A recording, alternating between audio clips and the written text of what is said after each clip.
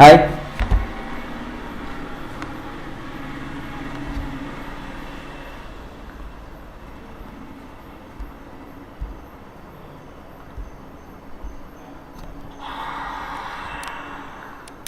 Sound clear ആണെന്ന് വിചാരിക്കുന്നു.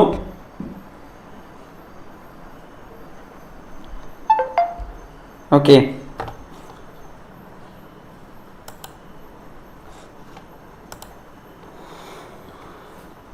അപ്പോൾ സെറ്റ് സൂപ്പർ ലീഗിന്റെ രണ്ടാമത്തെ ദിവസമാണല്ലേ ഇന്ന് നമ്മളുടെ.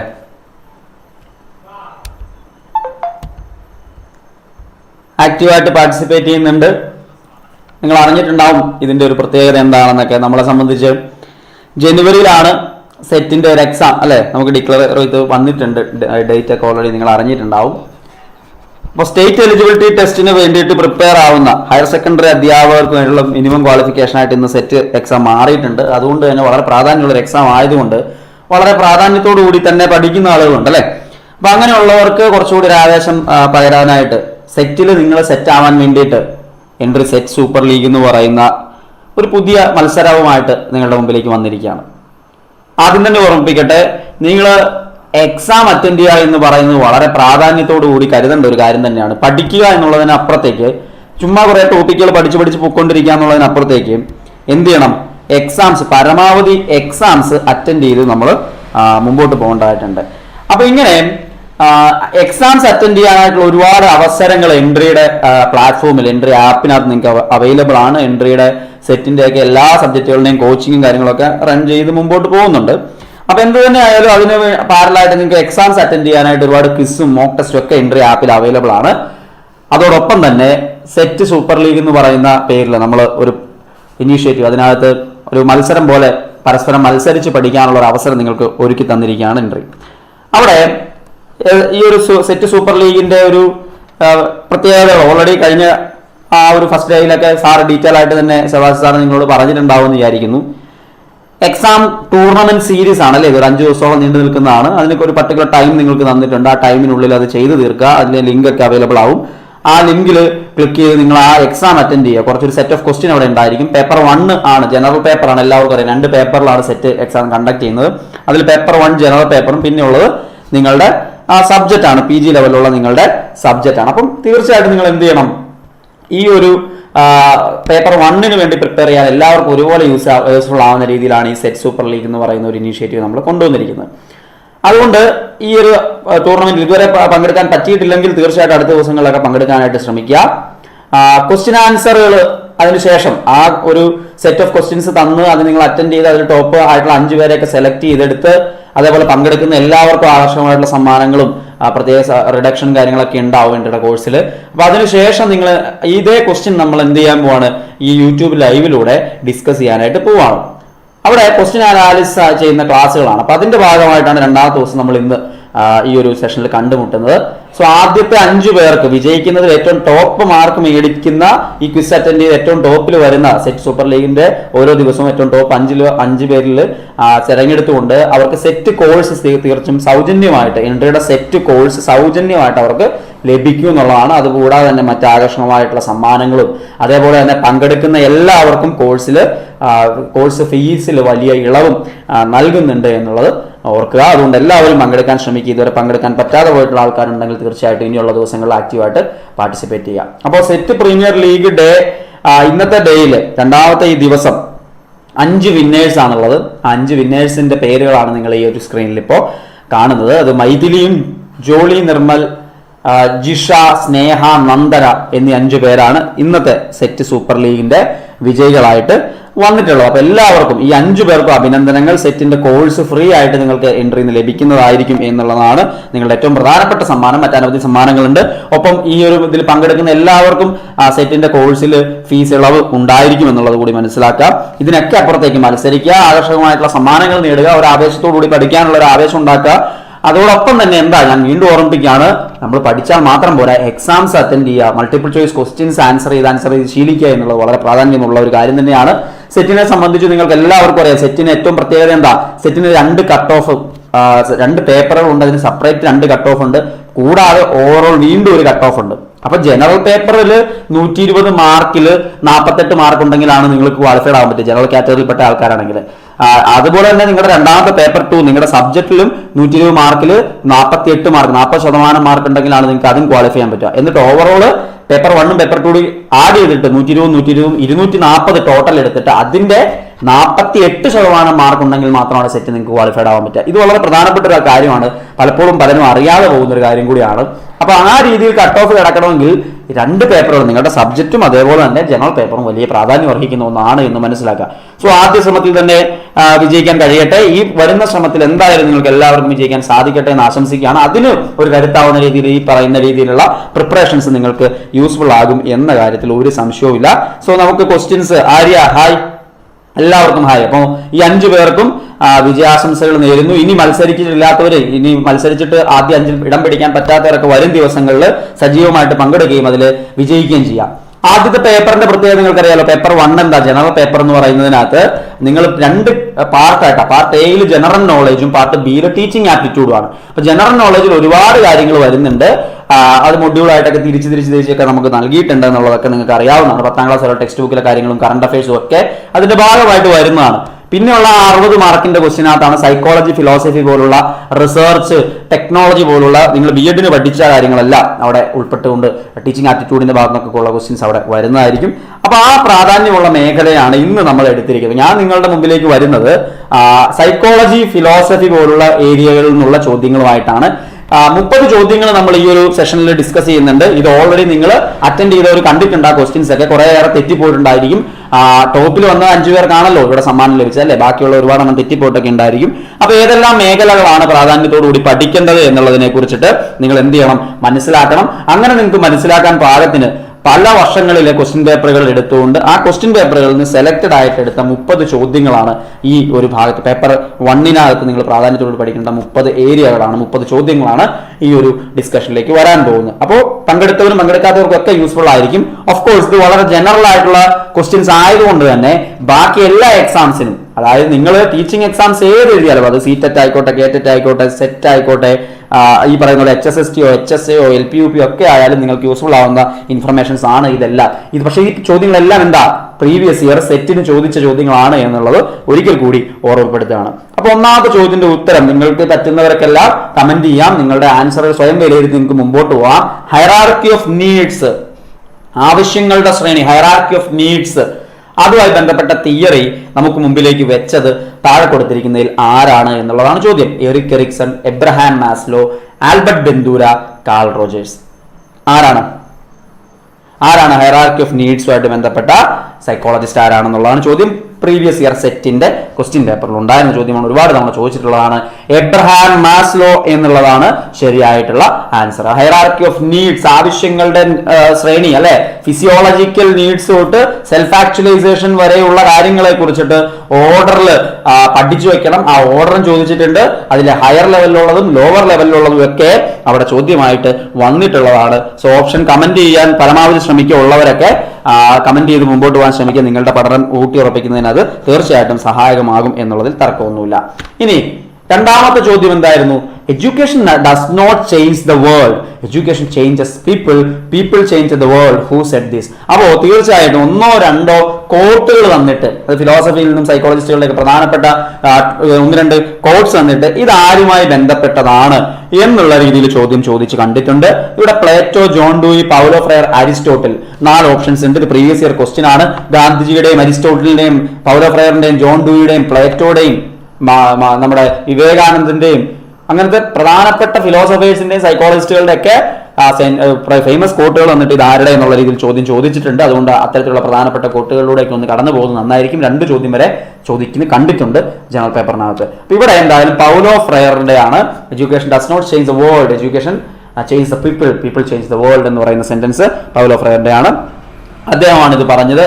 നമുക്കറിയാം പെഡഗോഗി ഓഫ് ഒപ്രസ്ഡ് എന്നൊക്കെ പറഞ്ഞിട്ട് വളരെ ഫേമസ് ആയിട്ടുള്ള കാര്യങ്ങൾ അദ്ദേഹം നൽകിയിട്ടുണ്ട് നമുക്ക് അല്ലെ. അപ്പൊ എന്തായാലും പ്രാധാന്യത്തോട് പഠിക്കേണ്ട കാര്യങ്ങളാണ്.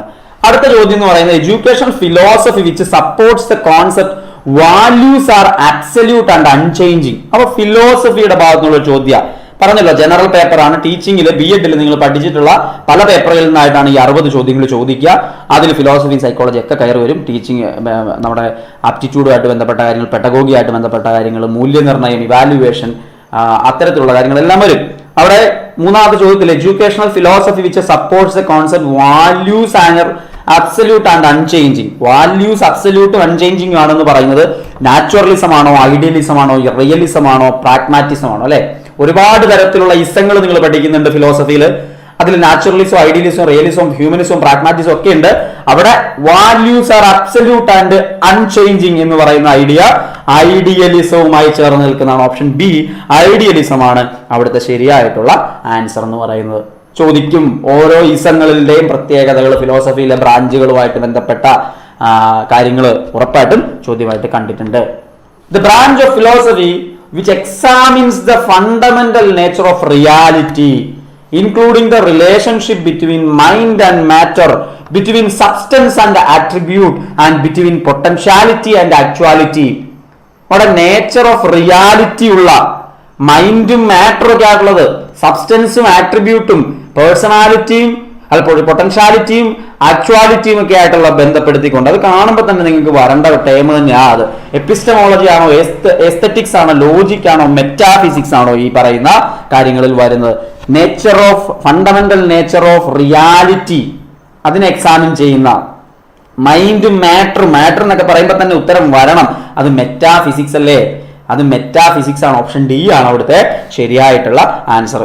ലൈവിലുള്ള ആളുകളെല്ലാം കമന്റ് ചെയ്ത് മുമ്പോട്ട് പോകാൻ ശ്രമിക്കുക. നിങ്ങൾക്ക് തന്നെ സ്വയം വിലയിരുത്തുന്നത് സഹായകമായിരിക്കും എന്ന കാര്യത്തിൽ സംശയമൊന്നുമില്ല. അടുത്ത ചോദ്യത്തിലേക്ക് പോവാം. Which of the following assessment tools of personality is a projective tool? Projective ടെക്നിക്കുകളുണ്ട്. അതിൽ താഴെ കൊടുത്തിരിക്കുന്നത്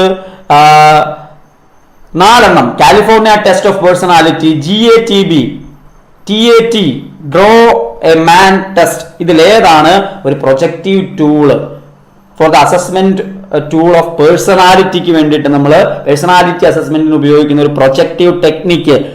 TAT ആണ്. TATയുടെ ഫുൾ ഫോം എന്താ? അറിയാവുന്നൊരു കമന്റ് ചെയ്തു വിട്ടെ. TATയുടെ ഫുൾ ഫോം എന്താ? TATയുടെ ഫുൾ ഫോം എന്താ? TATയും CATയും ഒക്കെ, ടാറ്റും കാറ്റും ഒക്കെ വളരെ ഇമ്പോർട്ടന്റ് ആണ്. തീമാറ്റിക് അപ്പർസെപ്ഷൻ ടെസ്റ്റ് എന്നാണോ? അതെ. GATBയുടെ ഫുൾ ഫോം എന്താ? GATB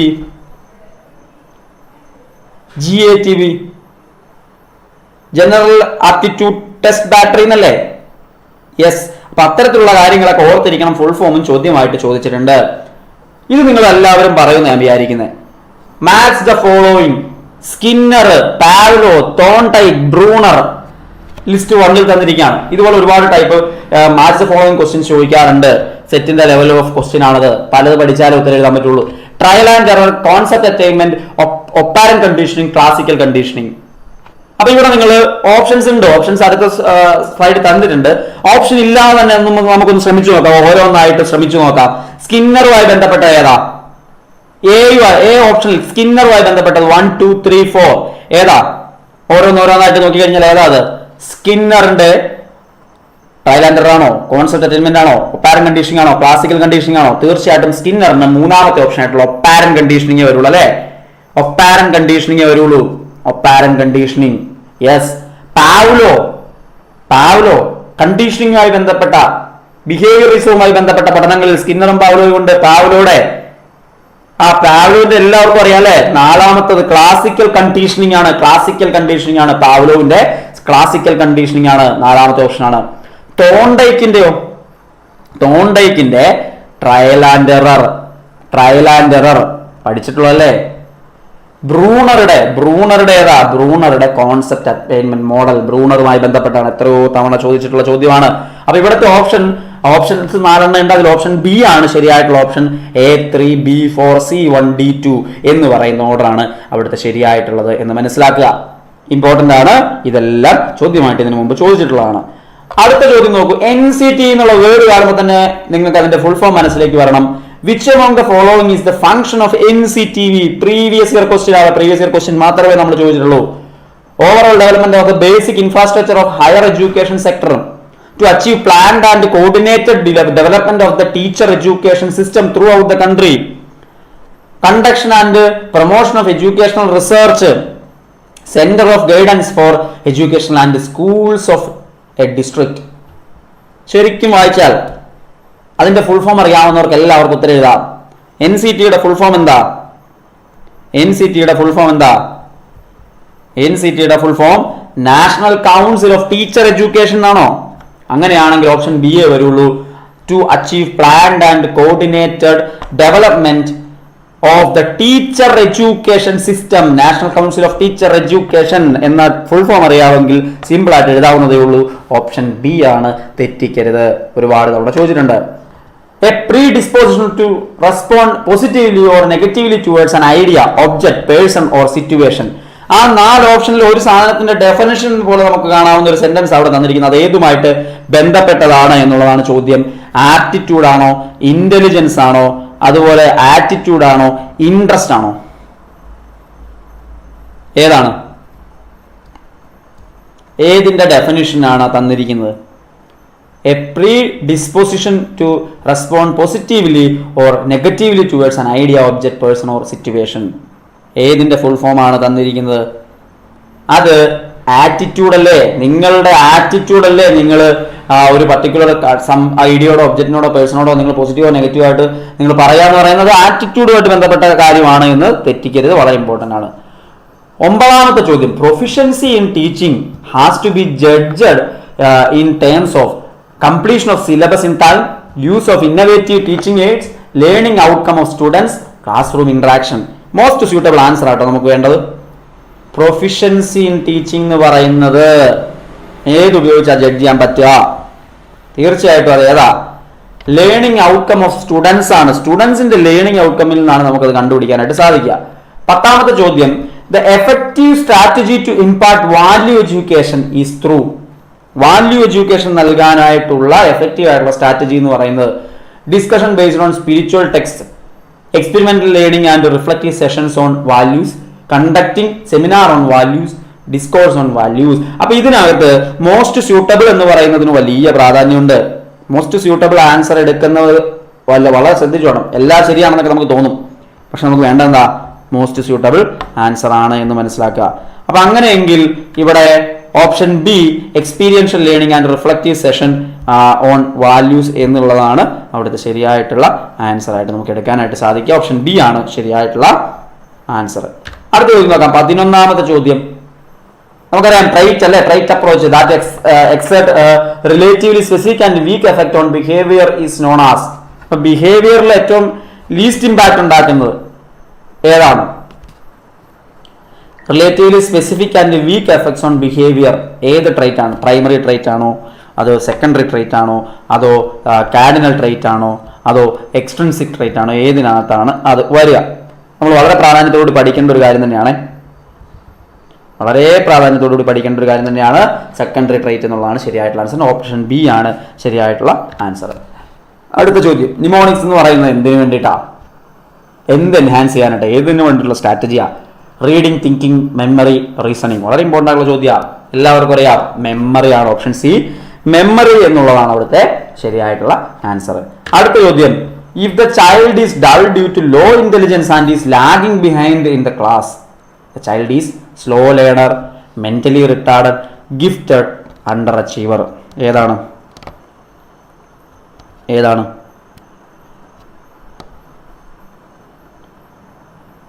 പോരട്ടെ.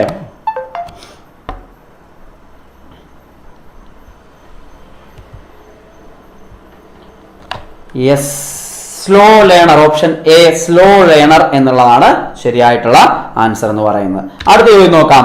വീണ്ടും ഒരു match the following type question. എല്ലാ ക്വസ്റ്റ്യൻ പേപ്പറിലും ഒരു മാച്ച് ദ ഫോളോയിങ് ഒക്കെ വെച്ച് വരാറുണ്ട്. Socrates, Gandhiji, Montessori, Froebel. ഇപ്പുറത്ത് Nai Talim, kindergarten, dialectic method, child centred learning. ഇതിലേതാണ് എന്നുള്ളതാണ് നമുക്കറിയേണ്ടത്. പോരട്ടെ.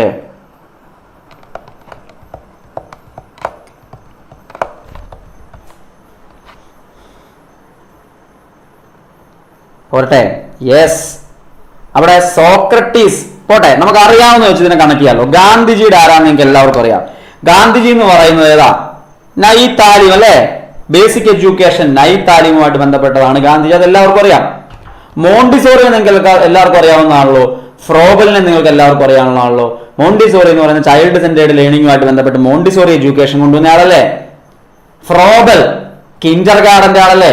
സോക്രട്ടീസ് ഡയലക്റ്റിക് മെത്തേഡ് അല്ലേ. അപ്പൊ നോക്കിക്കേ, എക്ക് ഓപ്ഷൻ മൂന്നാമത്തത് അല്ലേ, ബിക്ക് 1, സിക്ക് 4, ഡിക്ക് 2 എന്നുള്ളതാണ് കറക്റ്റ് ആയിട്ടുള്ളത്. അപ്പൊ ഓരോരുത്തരുടെ അറിഞ്ഞിരിക്കണം. സോക്രട്ടീസ്, ഗാന്ധിജി, മോണ്ടിസോറി, ഫ്രോബൽ, ഫിലോസഫേഴ്സിന്റെ കോൺട്രിബ്യൂഷൻസ്, അവർ നൽകിയ സംഭാവനകൾ, അവരുമായിട്ട് ബന്ധപ്പെട്ട കീ വേർഡ്സ് അത് ഓർത്തിരിക്കണം. അതിൽ നിന്ന് ചോദ്യം വരാറുണ്ട്.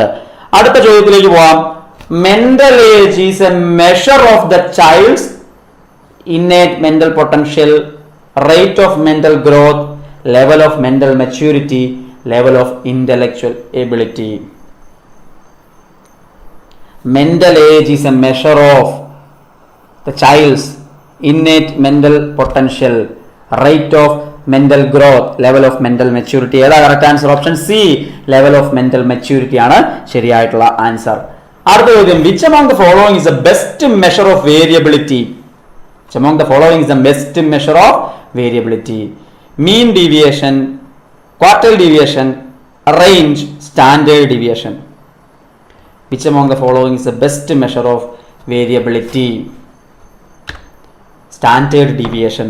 ഓപ്ഷൻ ഡി ആണ് ശരിയായിട്ടുള്ള ആൻസർ എന്ന് പറയുന്നത്. സ്റ്റാൻഡേർഡ് ഡീവിയേഷൻ ആണ്. അടുത്ത ചോദ്യം, formative evaluation is not for evaluation, assessment and evaluation. വളരെ ഇമ്പോർട്ടന്റ് ആ. ഫോർമേറ്റീവ്, സമ്മേറ്റീവ് ഒക്കെ എപ്പോഴും ചോദ്യം ചോദിക്കുന്ന. ഫോർമേറ്റീവിന്റെ അകത്ത് വരാത്തത് നോട്ട് ഫോർ എന്നുള്ളതാണ്. ഓപ്ഷൻ വായിച്ചു നോക്കുക. Modify, improve course content, adjust teaching method, improve student learning, assigning student grade. Most suitable answer എടുക്കണം എന്ന് മറക്കരുത്. Formative evaluation is not for assigning student grade. ബാക്കി എല്ലാത്തിനും വേണ്ട കാര്യങ്ങൾ തന്നെയാണ്. ഫോർമേറ്റീവും സമ്മേറ്റീവും തമ്മിലുള്ള വ്യത്യാസങ്ങൾ അറിഞ്ഞിരിക്കണം, ഇമ്പോർട്ടന്റ് ആണ് എന്ന് മനസ്സിലാക്കുക. Which among the following is not an objective of summative evaluation? അടുത്ത സമ്മേറ്റീവ് വന്നിരിക്കുക. ഫോർമേറ്റീവ് കഴിഞ്ഞു, സമ്മേറ്റീവിലേക്ക് വന്നു. Which among the following is not an objective of summative evaluation? എല്ലാം പ്രീവിയസ് ഇയർ ക്വസ്റ്റ്യൻസ് ആ. To determine the extent of students' achievement and competence, to provide a basis of assigning grades, to provide progress report to parents, to monitor learning progress during instruction. ഇതിൽ ഏതാണ് not an objective of summative evaluation? ഏതാ? To monitor learning progress during instruction ആണോ? അല്ല. Summative അതല്ല. Monitor learning progress ആണോ അവിടുത്തെ ഉദ്ദേശം? അല്ല. സമ്മേറ്റീവ് എന്ന് പറഞ്ഞാൽ ഇയർ എൻഡിലോ അല്ലെങ്കിൽ സെമസ്റ്റർ എൻഡിലോ ഒക്കെ നടത്തുന്ന എക്സാം ആണ്. ഓവറോൾ അളക്കാൻ വേണ്ടിയിട്ടൊക്കെ ആയിട്ട് നമ്മൾ നടത്തുന്നതാണ്.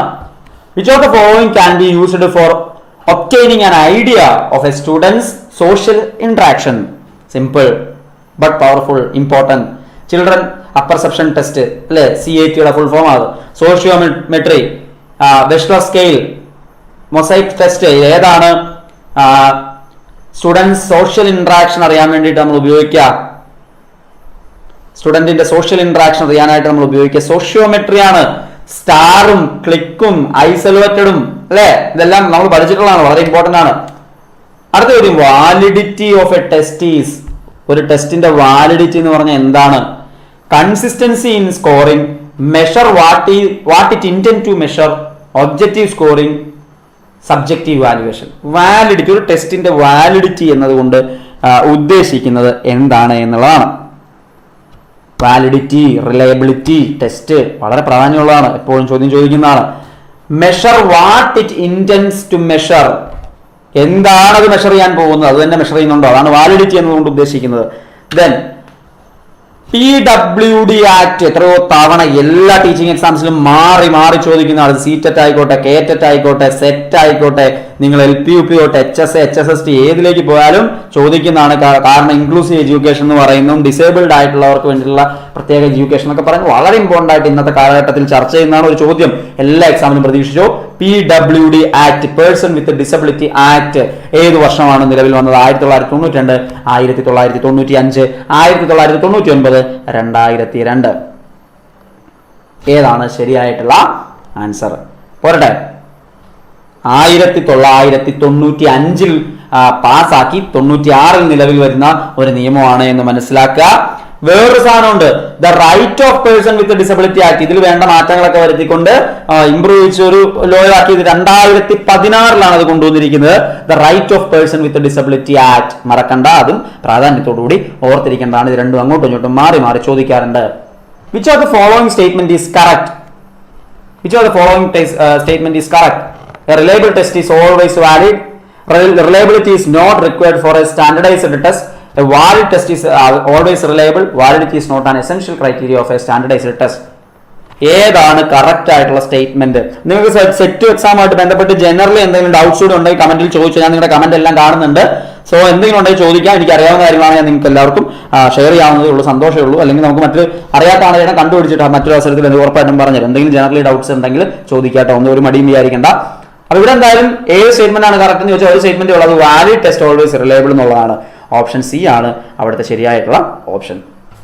അടുത്ത ചോദ്യം, individualised instruction is necessary in the classroom teaching learning process because teacher can control the class effectively, students are usually attention seekers, classroom is heterogeneous, students learn at a different rate, parents prefer give special care to their children. ഏതാണ്? Individualized instruction is necessary in the classroom teaching learning process because സിമ്പിളാ, വായിച്ചു കഴിഞ്ഞാൽ general ആയിട്ട് ഉത്തരം എഴുതാവുന്നതേ ഉള്ളൂ. Option C അല്ലേ? Class room എന്ന് പറയുന്ന ഒരുപാട് ടൈപ്പ് ഓഫ് അല്ലേ, ഒരു സൊസൈറ്റിയുടെ മിനിയേച്ചർ ആണ്, ഹെട്രോജീനിയസ് ആയിട്ടുള്ള ക്ലാസ് മുറിയാണ്. ഓരോ വിദ്യാർത്ഥികളും ഓരോ രീതിയിലാണ് പഠിക്കുന്നത്, അവരുടെ ടേസ്റ്റ് വ്യത്യാസമാണ്, അവരുടെ റേറ്റ് ഓഫ് എന്ന് പറയുന്നത് ലേണിംഗ് എന്ന് പറയുന്നത് ഡിഫറൻ്റ് ആണ്. സോ അവരെല്ലാവരും ഇൻഡിവിജ്വലി കെയർ ചെയ്യണം. ഇൻഡിവിജ്വലൈസ്ഡ് ഇൻസ്ട്രക്ഷന്റെ ഇമ്പോർട്ടൻസ് അതുകൊണ്ട് തന്നെയാണ് ഓപ്ഷൻ സി ആണ് ശരിയായിട്ടുള്ള ഓപ്ഷൻ. 24ാമത്തെ ഞാൻ പറഞ്ഞു, ഒരു സെന്റൻസ് തന്നിട്ട് അത് ആരുടെയാണെന്ന് ഒന്നോ രണ്ടോ സെന്റൻസുകളൊക്കെ അതുപോലെ പ്രീവിയസ് ഇയർ ക്വസ്റ്റ്യൻ പേപ്പറിൽ കാണാൻ പറ്റും. And unexamined life is not worth living എന്നത് ആരുടെ ഫേമസ് ആയിട്ടുള്ള സെന്റൻസ് ആണ്? Plato, John Locke, Socrates, Aristotle.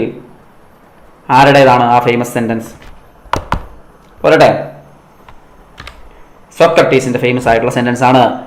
എല്ലാവരും പ്ലേറ്റോയും ജോൺ ലോക്കും സോക്രട്ടീസും അരിസ്റ്റോട്ടിലും ഒക്കെ പഠിച്ചു വെക്കണം. അവരുടെ സെന്റൻസുകൾ, അവരുടെ കോൺട്രിബ്യൂഷൻസ് ഒക്കെ ചോദ്യമായിട്ട് വരുന്നതാണ്.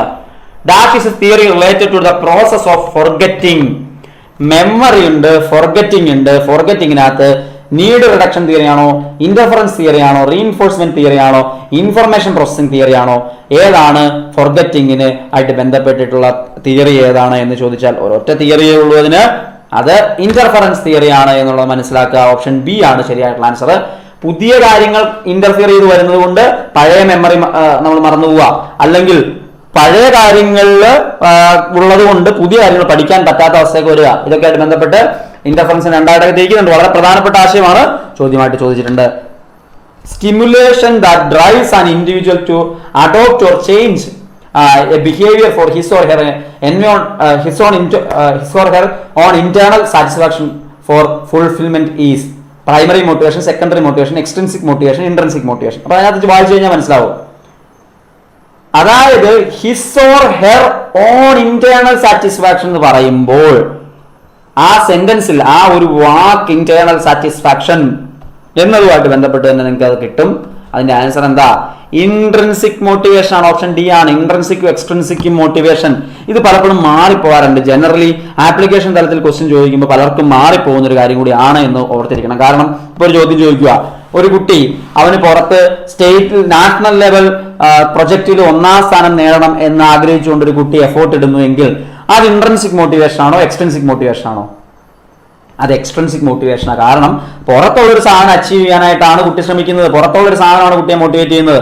മറ്റേന്ന് പറഞ്ഞാൽ ഉള്ളിൽ നിന്ന് തന്നെ സ്വന്തം ഡെവലപ്മെന്റിന് വേണ്ടിയിട്ട് ഉള്ളിൽ നിന്ന് തന്നെ ഉണ്ടാകുന്നതാണ് ഇൻട്രിൻസിക് മോട്ടിവേഷൻ എന്ന് പറയുന്നത്. ഇമ്പോർട്ടന്റ് ആണ്, ചോദ്യം വന്നിട്ടുള്ളതാണ്. Becoming a fully functioning person is the concept put forward by Carl യുങ്, Abraham Maslow, Carl Roger, Allport. Fully functioning person ആര് ഇൻട്രൊഡ്യൂസ് ചെയ്ത കൺസെപ്റ്റ് ആണ് എന്നുള്ളതാണ് ചോദ്യം. ഇമ്പോർട്ടന്റ് ആണ്. ഏതാ? കാൾ റോജറുമായിട്ട് ബന്ധപ്പെട്ട ആശയമാണ് എന്ന് മനസ്സിലാക്കുക. കാൾ റോജർ ആണ് അവിടെ വന്നത്. അടുത്ത 28ാമത്തെ ചോദ്യം, learning educational psychology is essential for teacher because teacher can acquire subject competency, teaching skills can be enhanced, teacher can plan appropriate learning strategies suitable to the learner, professional growth of teacher can be ensured. ഏതാണ് ശരിയായിട്ടുള്ള answer? Learning educational psychology important ആണ്. എന്തുകൊണ്ടാണ്?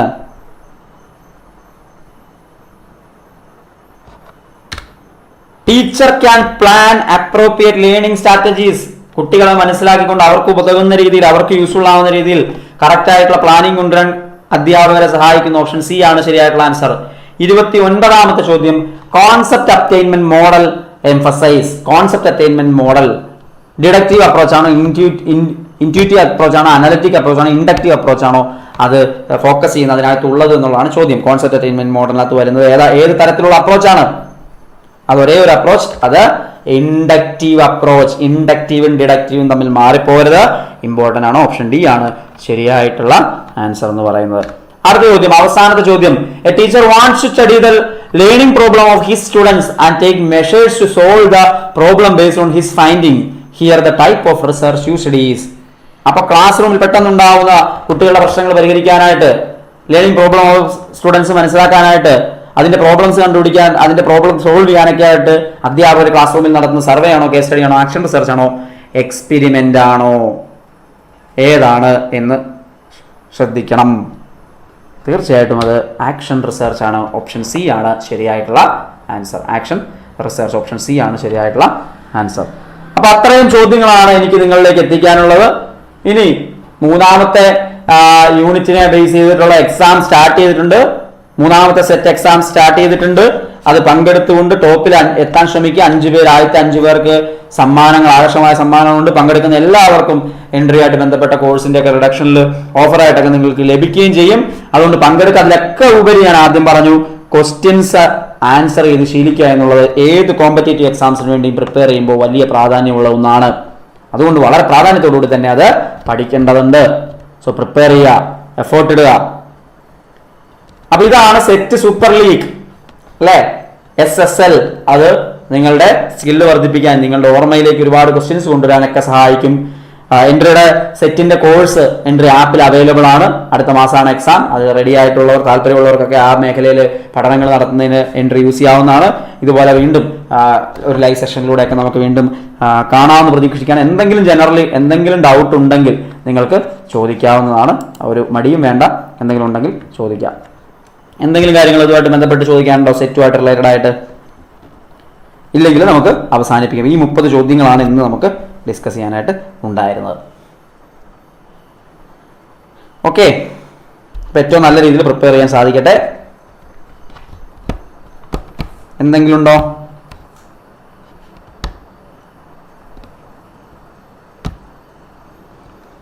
Okay, അങ്ങനെയാണെങ്കിൽ നമുക്ക് അവസാനിപ്പിക്കാം. വീണ്ടും മറ്റ് ലൈവുകളിലൂടെയൊക്കെ കാണാമെന്ന് പ്രതീക്ഷിക്കുന്നു. എല്ലാവർക്കും നന്ദി.